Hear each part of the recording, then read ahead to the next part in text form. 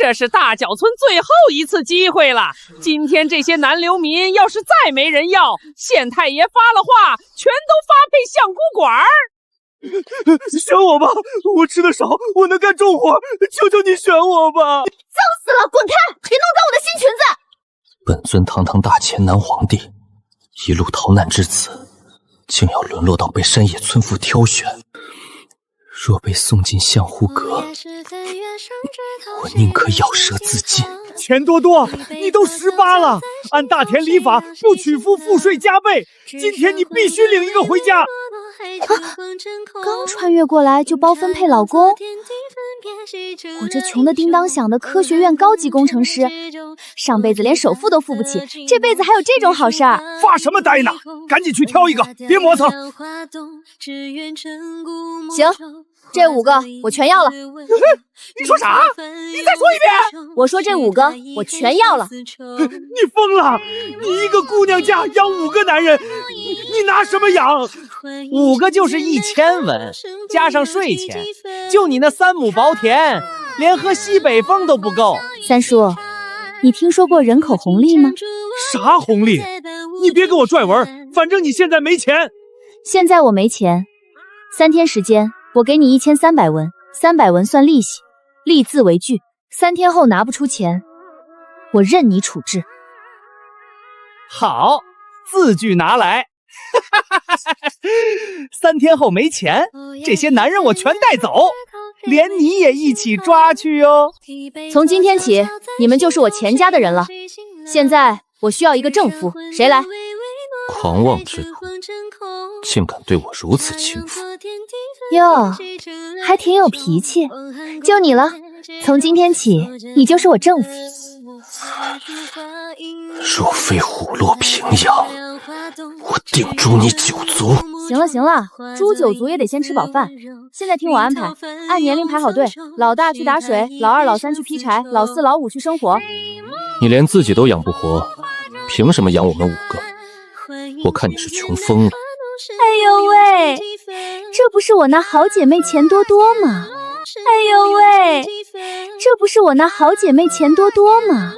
听说你穷的要吃土了啊？关你什么事？滚远点。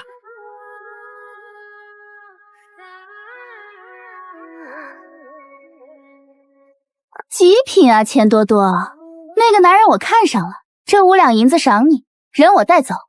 滚！这是我夫君，想玩回家玩泥巴去，你给我等着！穷酸丫头，我看你那夫君怎么跟你饿死！你只有不到200文钱，6张嘴要吃饭，3天要还1300文的窟窿，这种绝境，纵然是我也无能为力。你简直是在拿我们的命胡闹！既然说是绝境，你怎么不问问我有没有办法？就凭你？打个赌，如果我3天之内把钱还上了，以后这个家我说了算。你也要心甘情愿做我的男人，敢不敢？好，我看你怎么破这个死局。所有人听我指挥，按年龄来排队，老大打水，老二劈柴，老四磨豆子，老五去村里给我疯狂收黄豆，只要黄豆不要黑豆。你把最后的活命钱全换成不值钱的黄豆，你疯了吗？明天一早，我就让你知道知道什么叫降维打击。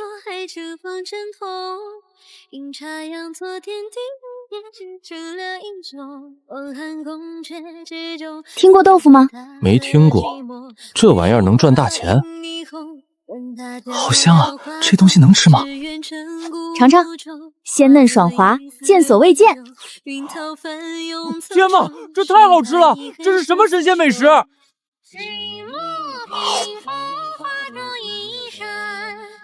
你居然真的用一堆破石头和贱价的黄豆，开创了古今未有之美食。这白乎乎的是啥东西？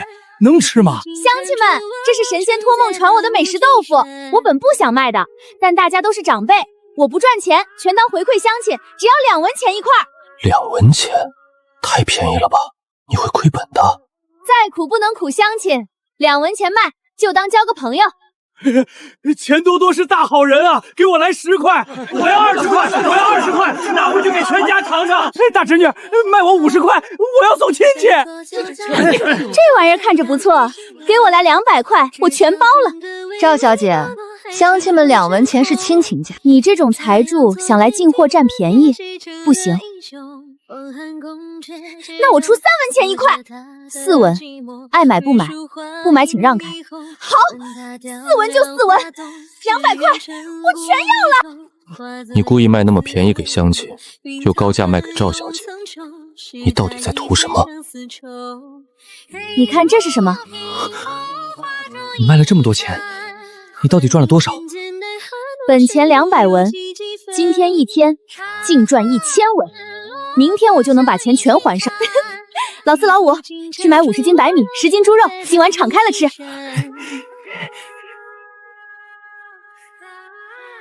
你刚认识他们1天，就敢把这么多钱给他们，不怕他们拿着钱跑了？如果花1000文就能淘汰掉背叛者，留下死心塌地的人，这笔买卖难道不划算吗？多多，今晚你先挑哪个兄弟？多多，今晚你先挑哪个兄弟？都累了1天了，睡觉。你往那边挪一点，挤到我了。老4老5年龄小睡床，其他人跟我睡地铺，嫌挤你睡外面去。你到底是不是正常的女人？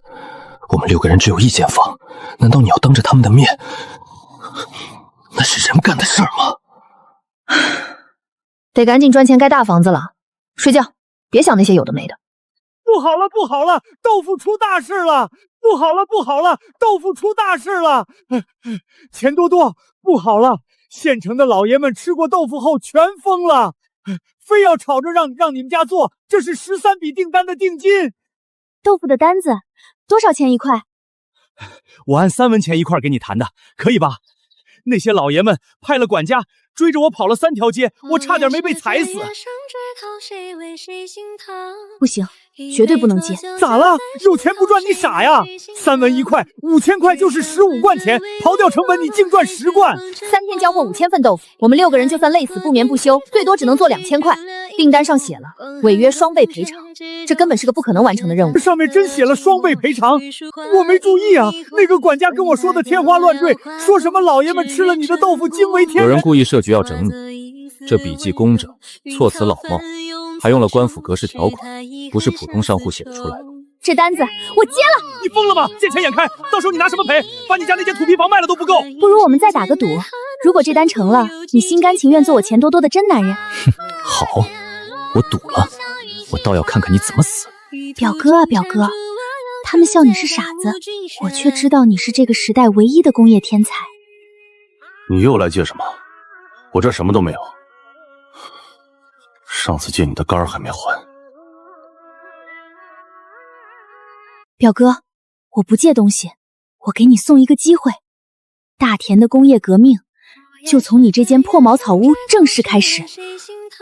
这是水力驱动的石磨，你怎么会画这种东西？你别管我怎么画的，3天之内你能做出来吗？材料费我出，工钱翻倍。能，但你得帮我打下手。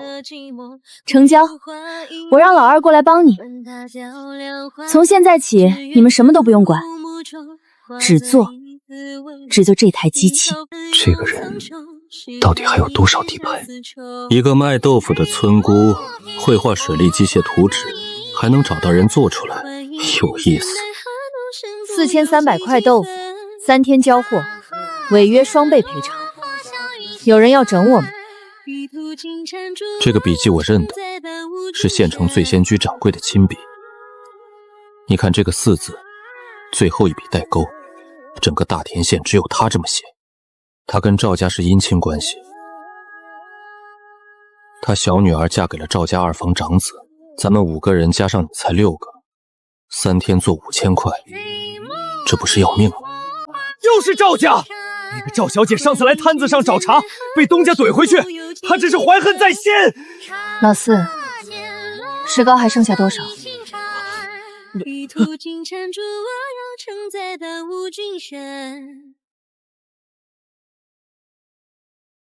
东家不好了，石膏堆里被人掺了好多沙土，全是沙，根本没法用了。昨天还好好的，今天就有人动过手脚。断原料，毁工具，再给你一个不可能完成的大订单。这招够毒的，他不是要你赔钱，是要你身败名裂。老四，明天一早你去粮店买黄豆，不管多贵，能买多少买多少。石膏的事儿，我来想办法。奉县城大人令，钱多多私造妖物货重，即日起查封豆腐坊，所有成品及原料一律充公。敢问差爷，豆腐哪里像妖物？您吃过吗？没吃过，反正大人说是，那就是。差爷尝尝，若是妖物，您当场砸了摊子，我绝无二话。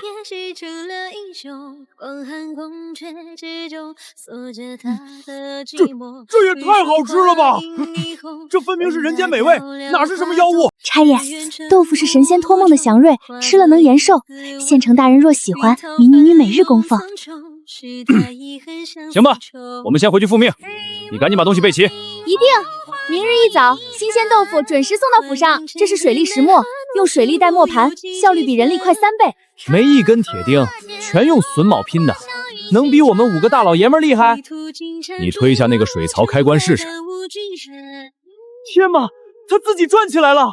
豆浆比平时磨的还要细，出浆率至少高1成。你何时开始准备这个的？你早就知晓是圈套。5000块豆腐3天交货，这不是做生意，这是要我的命。接单的那一刻，我就去找了表哥，让他做出了这个。你这个人，每一步都算得这般准吗？走吧，相公，该去会会那位赵小姐了。谁是你相公？我还没答应娶你。赌约还没结束呢，相公，你可不许赖账。哟，穷丫头还敢来我家，是不是豆腐卖不出去来借粮啊？我告诉你，我家的米比你的命还贵，你吃不起。赵小姐，最近跟粮商走得挺近啊，城里黄豆断货，跟你有关系吧？你说什么我听不懂。断货了关我什么事？也许是今年收成不好。醉仙居订单3天5000块豆腐，违约双倍赔偿。你跟醉仙居掌柜是亲戚吧？你小姑子的婆家，这陷阱挖得挺深啊！你胡说八道！什么订单陷阱？我不知道，你这是讹诈！别急，好戏还在后头，3天后自见分晓。对了，最好把账册藏好一点，别让人偷了去。安慰还剩2人，期限只剩4个月。大田县离京城800里，他们能按时找来吗？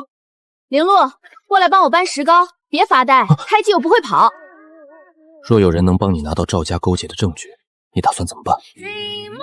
如果你真有这本事，明天公堂之上，我让你站最前面。好，你等着。玲珑啊玲珑，你到底在躲什么人？那个龙纹胎记可不是普通人能有的。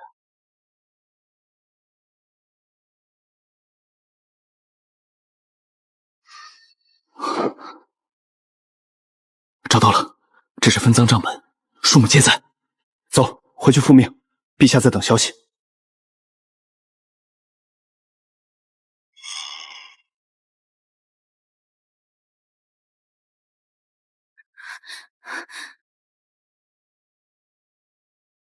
买官卖地，勾结县城，够赵家喝一壶了。吵什么？大半夜的。喏，你安慰送来的。你怎么知道是暗卫？你睡着喊暗卫听令，我耳朵好使着呢。胡说八道！我从不做梦，更不说梦话。行了，不逗你了，赶紧睡吧。堂下何人因何事告状？大人，这个穷丫头欠我200块豆腐的钱不给。上个月她在我家铺子前摆摊，我买了她200块豆腐，她收了我的钱1块都没给。没错，还有我，她跟我签了契约，5000块豆腐3天交货，结果1块都没交，按契约应双倍赔偿。大人，契约在此，白纸黑字，请大人明察，判她赔钱。大人，我这里有几本账册和几封信，是赵家跟县称大人您来往的贿赂记录。要不要当着大家的面念一念？你胡说八道！本官两袖清风，从不收受贿赂。你这是诬陷朝廷命官，该当何罪？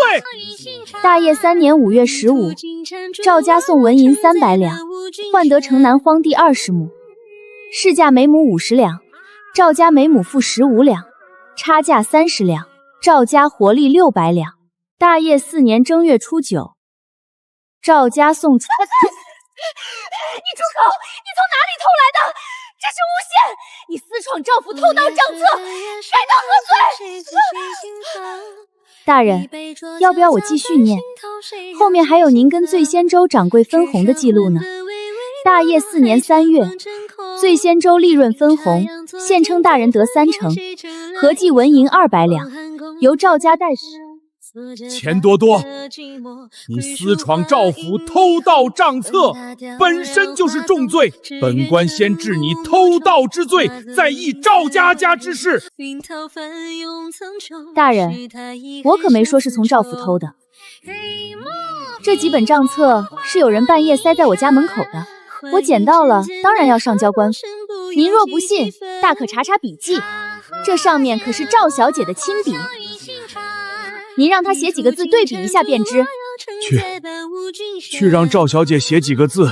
我这里还有一封信，是醉香君掌柜写给赵小姐的密信，上面写着3天5000块豆腐，违约双倍赔偿。事成之后你我各分一半，赵家得60%，我拿40%。大人饶命！大人饶命！是赵小姐指使我干的。她说钱多多抢了她的生意，要给她一个教训。小的只是听命行事啊！大人，我冤枉啊！这一定是有人栽赃陷害，那些账册是假的，信也是假的，全都是假的。大人，账册真假，一查便知。赵家的田产、商铺、存银，跟账册上的数字对一对，就知道他家到底贪了多少。至于您跟赵家的往来，大人您要不要向方主动交代，坦白从宽？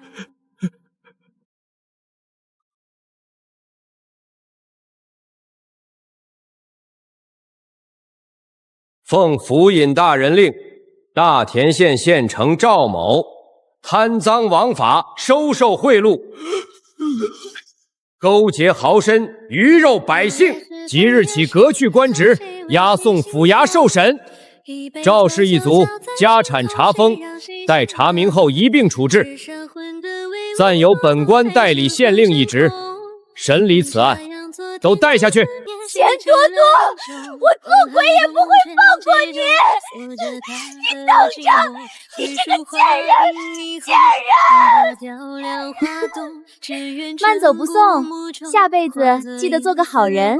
钱多多，你献豆腐有功，又检举贪官，本官判你醉仙君酒楼的所有权归你所有，作为奖励。另，赵家伪造契约陷害良民，按大业律应双倍赔偿定金。赵家赔偿你10倍定金，共计43000文。赵家名下3间铺面也一并判给你，作为对你检举贪官的嘉奖。多谢大人明察秋毫。大人，豆腐我明天一早送到府上，请您尝尝。好，本官早就听说你的豆腐是一绝，今天总算能尝到了。东家，你太厉害了！不仅没赔钱，还赚了10倍定金，43000文，43块钱啊！我这辈子都没见过这么多钱，还有酒楼和3间铺面。这下咱们有钱了，再也不用睡地铺了。我要睡床，软软的大床。东家，我跟定你了，你去哪儿我去哪儿，你就是我的亲姐姐。行了行了，先吃饭。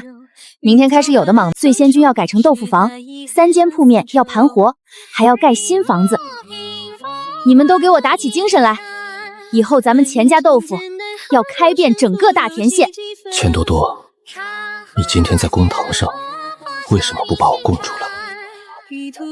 那些账册和信明明是我让人弄来的，你大可以说是我偷的，把功劳全占了。把你供出来对我有什么好处？你是我的正夫，你的事儿就是我的事儿。供出你来，我还得背一个指使丈夫偷盗的罪名，多不划算。我还不是你正夫，我还不是你正夫。林露，我说过，给我半年，我让你成为县首富；给我3年，我让你成为名满天下、无人敢惹的钱多多项羽。你等着看吧！来，干杯！为我们钱家豆腐铺，为明天的好日子，干杯！干杯！好！干杯！干杯！陛下就藏在这个村子里，找到之后立刻护送回京。老四，你把那块钢板搬到后厨去。老二、老三去把石磨安在东边那个角落。钱多多，我统计了一下，光县城就有23家酒楼想跟我们订豆腐，每天需求量至少2000块。2000块？不够不够，产能还得翻倍。老四、老五，去把李斧头表哥请来，我要再装2台水力石磨。哎，姐，您这是要把全城的豆腐生意都给做了呀？东家，赵家那3间铺面，您打算怎么处理？一直空着也不是办法。一间改造成豆制品加工坊，专门做豆腐干和豆腐皮；一间开成小吃店，卖豆腐脑和炸豆腐；还有一间留着我有大用。你又有什么新花样？等表哥来了你就知道了。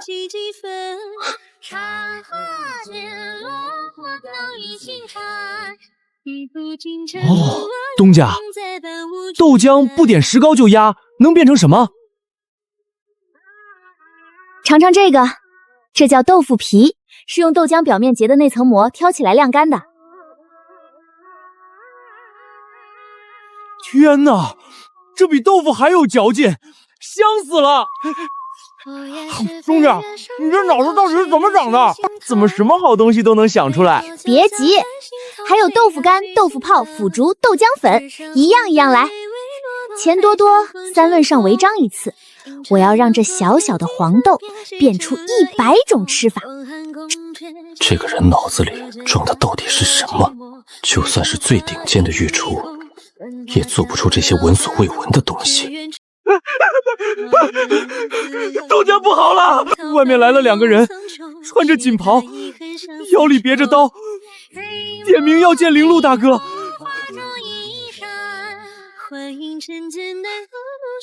陛下，微臣终于找到您了。陛下，京城出大事了，请陛下速速回京主持大局。你们认错人了，我不是什么陛下。陛下，您手腕上的龙纹胎记天下无双，微臣怎么可能会认错？请陛下不要再隐藏了。我说你们2个，大白天的跑到我店门口发什么疯？哼，什么陛下不陛下的，他是我夫君林禄，你们要是再胡搅蛮缠，我可报官了。大胆村妇，竟敢对陛下如此无礼，信不信我一刀砍了你？你试试看，在我的地盘上动我的人，我让你竖着进来，横着出去。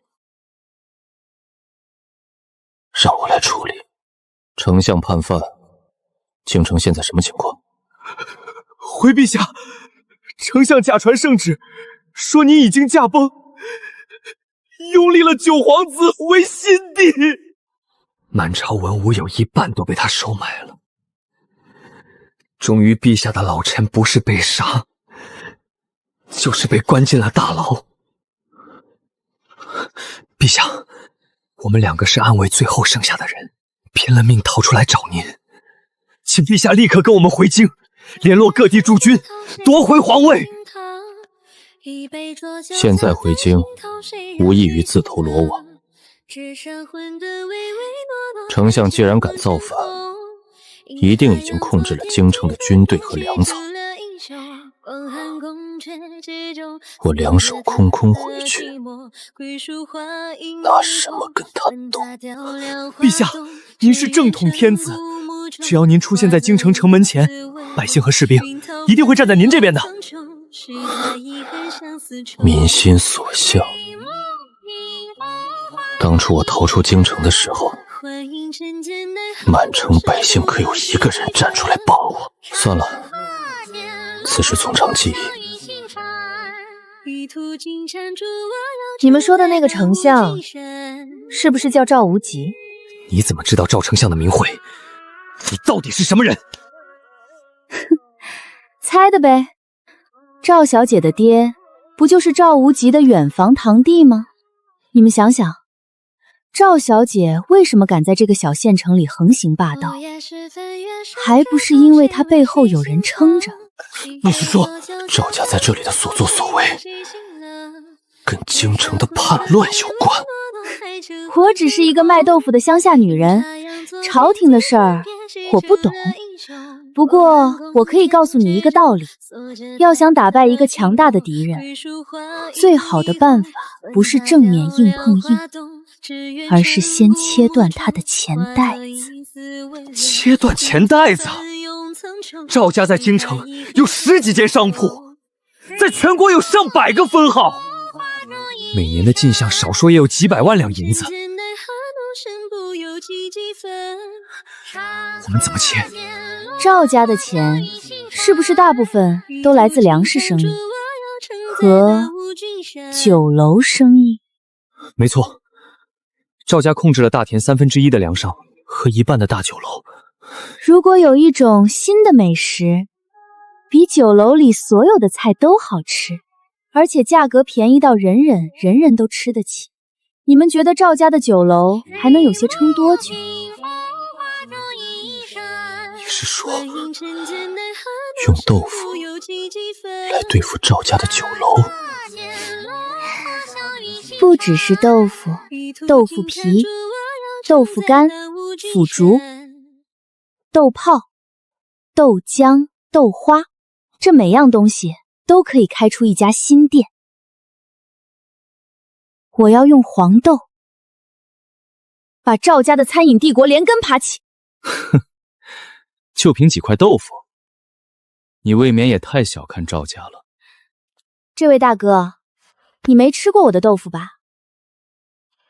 我请你吃一顿豆腐宴，吃完了你要是还说这话，哼，我这店直接送给你。这个黑不溜秋的东西是什么？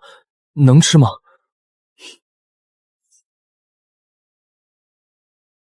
这叫臭豆腐，闻着臭，吃着香。你要是不敢吃，就别吃了，我一个人全包了。这味道也太神奇了吧，又臭又香。现在你们还觉得他是说大话吗？千姑娘，之前是我有眼不识泰山，请您原谅。您有什么计划，尽管吩咐。别急，我的计划很简单。第一步，先把豆腐铺满整个县城，让每个老百姓每天都能吃上豆腐。第二步，开到州府，把赵家的酒楼击垮一半。第三步，打进京城，让赵无极的酒楼一个都开不下去。妙啊！赵家的酒楼没了生意，他们的粮商自然也就没了客户，断了赵家的财路，丞相就没有钱养兵了。钱多多，你那个豆腐干多少钱一块？我要10块，我要50块臭豆腐。听说京城来的大人物都爱吃这个。大家别急，排好队，一个一个来。今天豆腐管够，买不到的明天还有。多多，你昨天是不是得罪什么人了？我刚才看到几个鬼鬼祟祟的人在你们店门口转悠，不像是好人。三叔，你帮我盯着点，有情况随时告诉我。你不睡觉，在这里画什么？我在设计一个磨豆机，不需要水力，也不需要人力，用蒸汽来驱动。蒸汽？那是什么东西？林洛，你知道这个世界上什么东西的力量最大吗？不是牛马，不是水流，是蒸汽。一壶水烧开了，顶起来的力气可以把几万斤的铁块推出去。我听不懂你在说什么，但是我相信你每次说出来的疯话，最后都变成了真的。等我做出蒸汽机的那一天，大田就没有人敢欺负你了。到时候你回京城当你的皇帝，我就在你旁边帮你管钱袋子。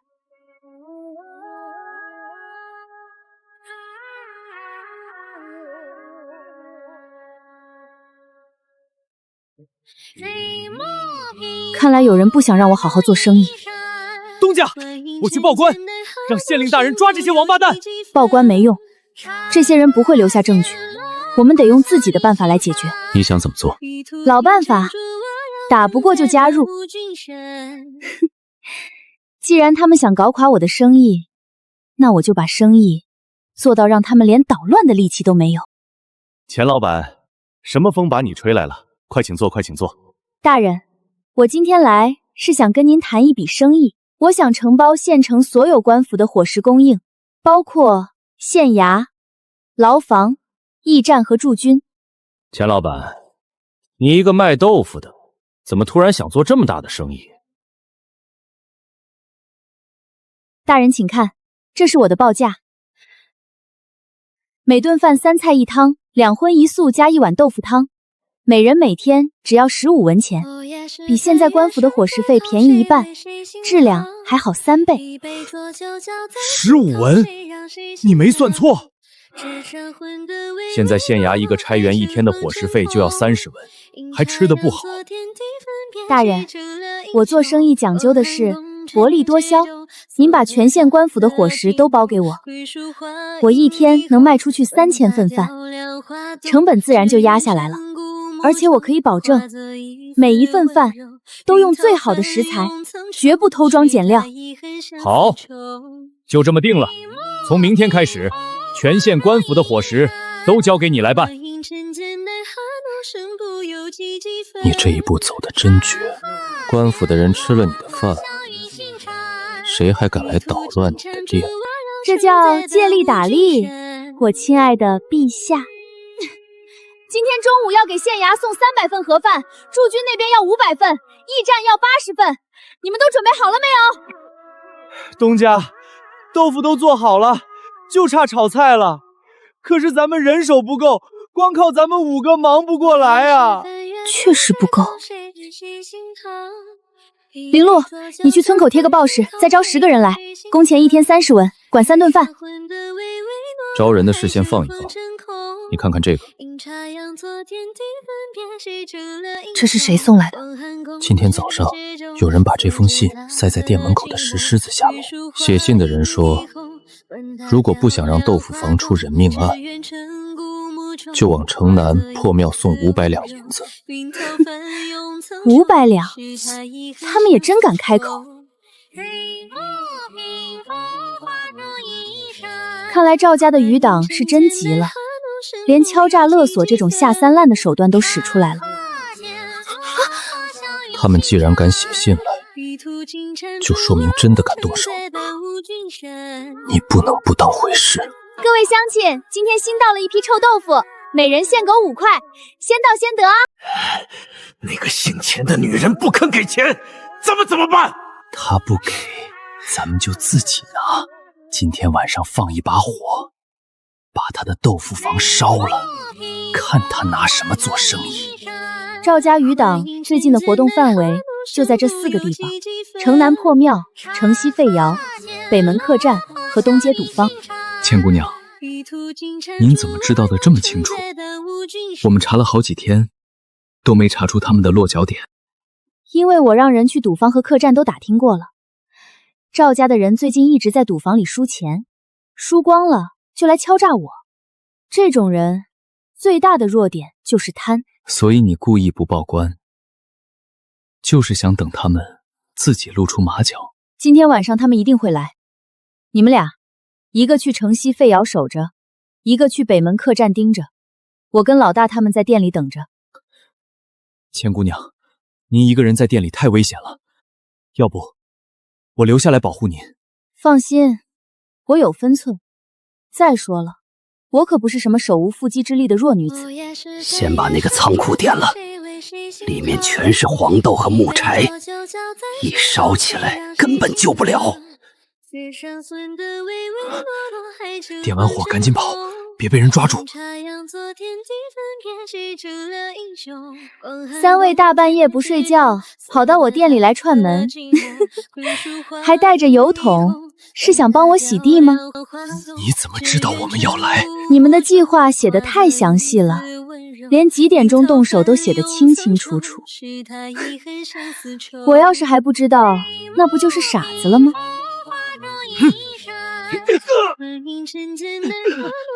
想跑，门儿都没有！这不是赵家以前的护院头子吗？上次查封赵家的时候让他跑了，没想到藏在这儿。那就麻烦两位差爷把他们带回衙门吧。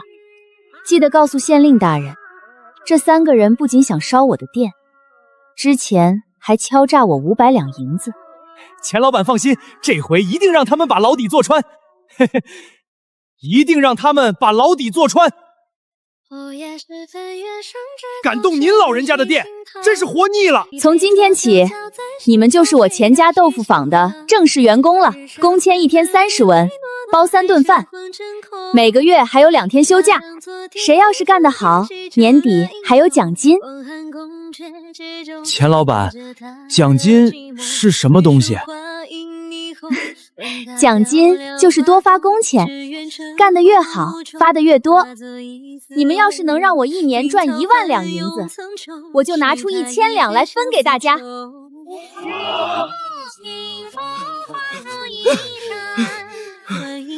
东家，不好了！州府的粮商说，从今天起不再给我们供应黄豆了。什么？为什么？我们不是一直按时付钱吗？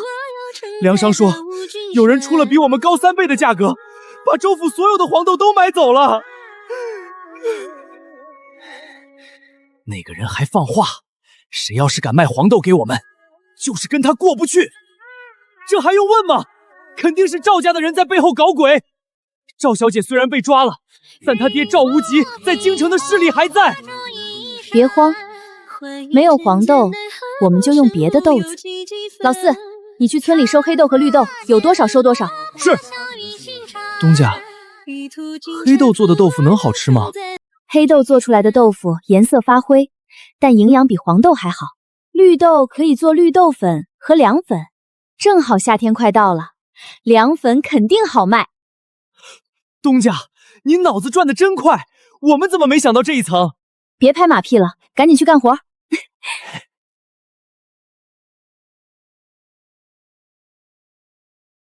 林路，你跟我去一趟州府。好家伙，州府就是不一样，光是酒楼就有10几家，其中1半都挂着赵家的旗号。赵家在州府的势力比县城大得多，你要是想在这里打开局面，光靠豆腐还不够。谁说我要靠豆腐？我要靠的是技术。这个时代的人做菜全靠火候和经验，但我有温度计和计时器，每一道菜的味道都能做到一模一样。温度计、计时器，那又是什么东西？这叫温度旗，是我让表哥照着我的图纸做出来的。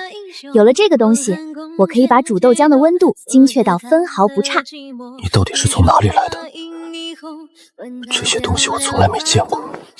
你从州府回来就一直坐在这里，连晚饭都没吃。先喝碗汤暖暖身子。林路，我想好了，既然赵家要在黄豆上卡我们的脖子，那我就干脆不靠黄豆了。不靠黄豆？那你靠什么？我要建一座大厂，把豆腐的制作过程全部变成流水线，从磨豆子到压豆腐，全部用机器来完成，不需要人动手。这些机器，你能造出来吗？给我3个月，我让整个大都吃上流水线上做出来的豆腐。给我1年，我让赵家的粮行和酒楼全部倒闭。好，我陪你。不管要多久，我都陪你。那就这么说定了。等我把赵家打败了，你就回京城当你的皇帝，我就在你旁边给你管钱。我不要当皇帝，我就想跟你在一起做豆腐。堂堂大田地，竟然只想做豆腐！你这话要是让暗卫听见了，他们非哭死不？让他们哭去吧，我不管。3号生产线今天出了多少块豆腐？东家，3号线今天到4时已经出了800块，2楼线那边出了650块，1号线出的慢些，但也有400多块。今天全天加起来，少说也能出3500块。不够，我要的是4000块。州府那边13家酒楼还在等我们的货，你让老四带人去把2号线调到最大转速，今天傍晚之前必须发出去。表哥，蒸汽机的事儿，你那边进展到哪一步了？按照你给的图纸，我已经把锅炉和气缸的模型做出来了，但密封的问题始终解决不好。蒸汽一推上去就从缝隙里漏光了，根本带不动连杆。你在这里加一个橡胶重拳，橡胶的弹性好，能封住缝隙。州府的药铺里有卖生橡胶的，买回来融化之后浇铸成型，就能做成剑片。橡胶剑片，我怎么没想到？不急，橡胶的事我去办。你先把那台小蒸汽机做出来，不用多大，能带动一台小磨盘就行。我要用它来证明蒸汽比水力更稳定，不靠河流也能开工厂。行，半个月我把成品送到你面前。东家，这是上个月的营收总账，县城本地营收28贯，州府出货收入97贯，106贯。够咱们在州府再开3间餐店了。老五，你明天带10贯钱去找州府的牙行，让他们帮忙在城南和城西各物色1间铺面，大小不用太大，但位置要好，最好是靠近主街的转角。咱们的货已经供到州府了，为什么还要在那边开分店？直接让酒楼代销不就行了吗？代销只能赚个辛苦钱，开分店才能把利润捏在自己手里。而且州府跟县城不一样，那里人多钱多，咱们得用最快速度把招牌打出去。赵家在州府的势力是县城10倍不止，分店开得多，咱们的抗风险能力才强。我明白了，东家，我明天一早就动身。3辆车的货全部齐了。州府那边我已经让锦袍人讲提前快马去通知了，天黑之前能到。林路，赵家那边最近有什么动静？锦袍人亦在州府盯着，有没有传回消息？赵无极在京城已经站稳了脚跟，九皇子登基之后封了他当太师，现在整个京城都在他掌控之中。州府的赵家余党最近活动频繁，3天前有人看到赵家的总管在城北买了3间旧仓库，说是要做粮食囤积。囤积粮食？他们打算做什么？抬高粮价，还是准备跑路之前捞一笔？都不是。锦袍人已查到的消息是，赵家总管最近在大量收买州府驻军将领，他怀疑赵无极在京城之外也在准备兵力，万一京城有变，他手里有外援可用。他想用兵，就得有钱养兵。粮食是养兵的根本，囤积粮食就是囤积军资。如果我能让他囤的粮食全都烂在仓库里卖不出去，所以你看他拿什么养兵？你打算怎么做？走着瞧吧。我早说过，打仗不一定要靠刀剑，我要打的是粮食仗。表哥，你做到了。按照你给的图纸改了3版，加了橡胶箭头，气命性没问题了。你来看，下面烧着木炭，上面是密封的铜壶，水烧开后的蒸汽导进气缸，推动活塞，活塞带连杆，连杆再带动磨盘。你看现在磨得比水力石磨还要细。表哥，你立大功了！从今天起，咱们不需要河流也能开豆腐厂了，只要有炭火和水，就能源源不断的产出豆腐。多多，这个机器要是传出去，整个大田的作坊都会被颠覆。那正好，以后不只是豆腐，所有需要磨碎的东西都可以用蒸汽机来做。做妙哥磨香料，哪样不是大改进？咱们要让他家家户户都用得上。好，咱们的店开业才7天，每天都排长队，排队的人里至少有一半是从赵家酒楼里出来的。不是至少一半，是70%。开业头3天，赵家客流就少30%，昨天已经少50%。赵家掌柜昨天跑了3趟粮行改单子，正盘算怎么少捡进货呢。赵家总管昨天送了信到店里，想约你当面谈谈。谈什么？信上只说合作，我猜他是坐不住了，想逼你让出市场，或者拉你入伙。不赴约，让他等着。见面谈判只会给他喘息的机会。你打算逼到什么时候？逼到他在州府的酒楼关单为止。钱姑娘，赵家总管今天下午又买下了城西2间仓库，我派人跟过去看了，里面堆的全是粮袋。粗略估算，他手上的存粮至少有3000担。城西、城北，再加城南的老库房，赵家在州府的储备加起来大概有5000担。5000担粮，按每人每天1升算，够养1500人的军队吃1年。他囤这么多粮，是要在州府起事？不会，州府离京城太远，真要起事，粮草转运损耗太大。他囤粮只有2个可能：第一，抬高粮价谋利，制造混乱；第二，京城出事后抽兵北上，这批的粮食就是补借。那咱们还不赶紧报官，让知府大人查封他的仓库？知府大人跟赵家有没有来往你清楚？你前脚报官，后咬赵家总管，就知道是谁告的密。到时候他反咬一口，你拿什么自证清白？那我们难道就眼睁睁看着他囤粮？谁说我要眼睁睁看着了？林露，你明天替我约州府最大的3家粮商，就说我要谈合同，长期的黄豆供应合同，价钱比市价高1成，签3年。你是要把粮商的黄豆全包下来，让他们没有余粮卖给赵家？不只是黄豆，我要跟他们签的是所有稻类的供应合同。赵家手里那5000稻存粮确实够吃1年，但1年之后呢？没货源，他吃完只能去更远的地方买，路途加上运费，成本翻2倍。你这一招釜底抽薪，不让他有活路。给他活路就是给自己留后患，我可没那么善心。我还要在3个月之内把他的粮价彻底打下来，让他高价囤的货全都砸在手里。钱老板，你这份合同上写的是所有豆类不限量长期供应。恕我直言，你一个做豆腐的，用得着这么多豆子吗？光黄豆就够你做1辈子豆腐了，你还要绿豆、红豆、黑豆做什么？我在做豆制品新产品开发，绿豆做粉丝，红豆做豆沙，黑豆做酱油。这些产品一旦上市，销路只会比豆腐更广。到时候别说豆子，我还要跟诸位签米免的合同呢。钱老板，你给的价格确实有诚意，比市价高1成，还包运输，我没什么意见。但有一条，赵家总管最近也在跟我谈长期供粮，出价比你高半成，虽然量没你大，但也是笔不小的生意。你要是真想签长约，得先保证这笔单子不会惹上麻烦。诸位放心，我跟赵家的恩怨是我跟他之间的事，绝不会牵连到供货方。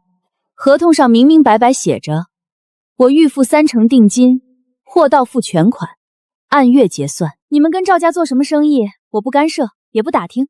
钱老板，你的合同我看了，条款没问题，价钱也公道，但我有一个额外的要求，你要保证你做的豆制品不会冲击到我的粮行生意。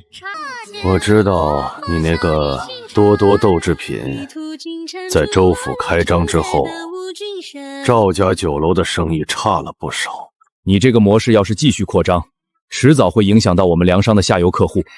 这位东家，你的担心我能理解，但我可以向你保证，我做的豆制品跟粮行的生意是互补关系，不是竞争关系。你想想，从前大田人只吃米面，现在人人都知道豆腐好吃，以后他们还会嫌弃绿豆粉丝和红豆糕吗？有道理。好，这合同我签了。东家，州府那边的暗线传消息来了，赵家总管昨天跑遍了城东、城西和城南3家粮行，想买黄豆，3家都说没货了。他又去城北找小粮贩子，但小凉饭手里的货量太少，跑了一天才凑了不到300担，还全是次等豆子，出浆率低得要命。赵家酒楼那边今天中午客流量又跌了2成。他急了，继续压，我要他手里的银子全都砸在仓库里，取不出来。对了，你在州府那边放出去的消息传开了吗？传开了，按照您的吩咐，我在州府的茶馆、食宿、码头到处让人散布消息，说赵家囤积了大量粮食，打算等秋收之前，粮价涨到最高点再抛售。现在州府的老百姓都在骂赵家黑心，还有几家商铺联名上书知府大人，要求清查粮价操纵。很好，舆论造势加上供货短缺，双管齐下，赵家足管撑不过1个月。东家，还有一件事，林路大哥让我转告您，京城那边传来消息了，说九皇子上个月在宫中暴病，太医院查不出病因，现在朝野上下都在议论纷纷，有人说是赵才是在背后动了手脚。九皇子暴病，赵无极这是打算再扶一个傀儡上位，还是干脆自己坐那把椅子？暗卫传回来的情报不清楚，只说京城现在风声很紧，赵太师已经下令封锁4门，不许任何官员私自离京。林路，你该回京城了，再不回去，那把椅子就真被别人坐穿了。九皇子的事，暗卫已经告诉我了，他是我最小的弟弟，今年才14岁。赵无极扶他登基，本来就只是拿他当幌子，现在他暴病了，大概是被赵无极灌了什么药吧。你打算什么时候动身？可是多多，这3个月是我这辈子最踏实的日子，每天看着豆腐从磨盘上流出来，我就觉得特别安心。我以前从没想过日子还可以这样过。你不想回去？我不能任由江山落入奸臣之手，但多多，如果我回去之后败了，你会怎么办？败了？你败了关我什么事？你当你的落难天子，我卖我的豆腐，大不了你从前线逃回来，躲在我的豆腐坊里当个小账房先生，到时候工钱1天10文，包吃班住，不准偷懒。你这个女人，真是我见过最不讲道理的人。林路，你回去之后，你记住你背后有这几个把命交到你手上的暗卫，有咱们的豆腐坊，有我。赵文吉再厉害，他也是一个人，只要咱们把他在外面所有的钱袋子都捡干净了，他在京城里就是一只困兽。你一个人在这里，撑得住吗？我连5个大男人都养得活，还怕区区一个赵家？你放心走，等你回来的时候，我的豆腐厂已经开到京城门口了，到时候你来迎我的车队，我给你做一碗全世界最好吃的豆腐脑，放3勺糖。好，一言为定。等我回来，我要吃3碗。等我。路上小心。都愣着干什么？开工了！今天州府那边要4000块豆腐，生产线全开。老三，你去把表哥叫来，蒸汽机第2台要在3天之内组装完成。老二，去账房等我，我给你新的市场计划。东家，你不难过吗？